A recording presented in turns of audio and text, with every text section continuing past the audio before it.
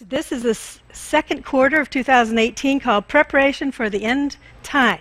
I wanted to touch base on looking at the miracles God did on Sabbath. All of this is in trying to help you get a better picture of maybe what gift is in that box of Sabbath.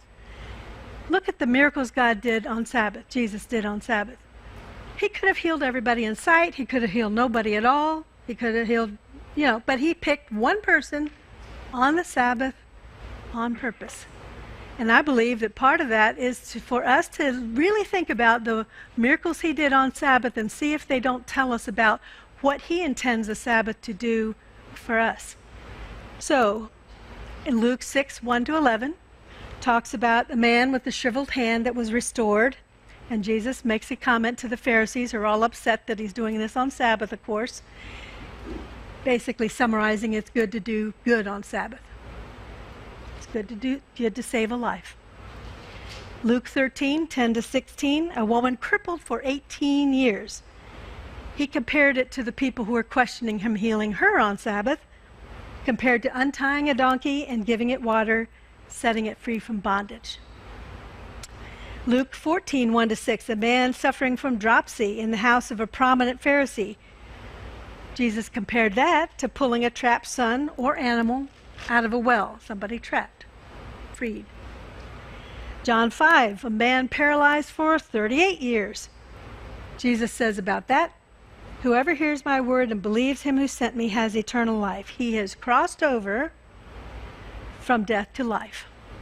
And if you've ever dealt with paralyzed people, as I have in my nursing experience, none of them wishes to not be able to walk, not be able to use their whole entire body in some instances.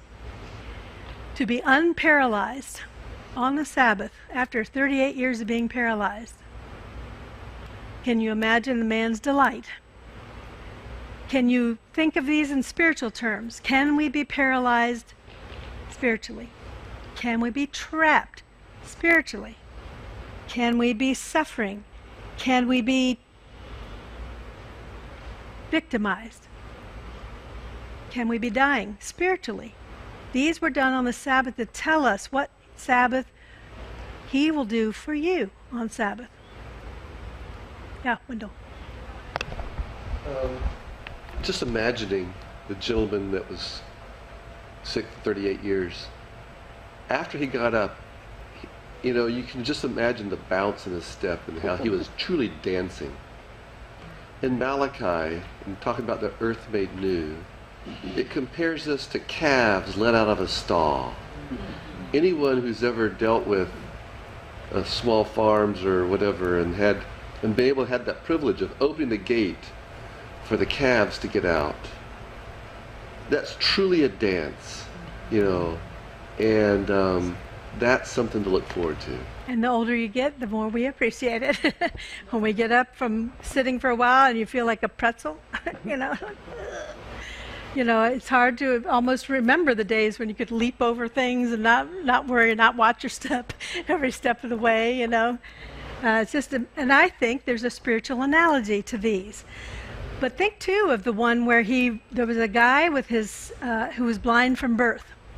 You remember that?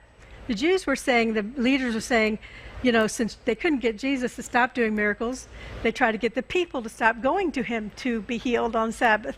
They say, don't do that or we'll excommunicate you or whatever. Well, he found this guy that was blind from birth, which means, for those who are not medical, which means that not only could he not see ever, but the part of his brain that would have interpreted what he saw, if he was able to see, would be gone.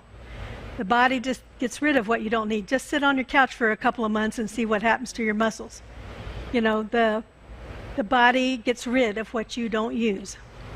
Well, in this guy's case, he was not only blind, but his whole part of his brain was missing that ability to see.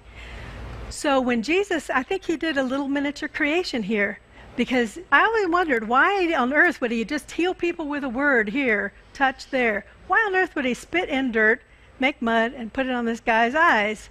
That's a weird way to heal somebody, kind of a unique way. You don't normally see him do that. And then I realized it's a little miniature creation. Imagine God in creation, the day man was created, putting his DNA into dirt, because we are formed after him, and making us. Well, in this guy, he puts his DNA into the dirt symbolically. Now he's putting it on the guy's eyes. Well, not only did it heal his eyes, but it recreated his brain. It recreated his brain to be able to see. And so you see the God of creation, the God of recreation, the God of forgiveness, the God of humbleness, of servanthood, the God who asks us to be like him. And then he asks you to take his seal. You know, in his case, he says, remember the Sabbath day to keep it holy. I have special gifts. The Sabbath was made for man, not man for the Sabbath. It was for you. It's a gift for you.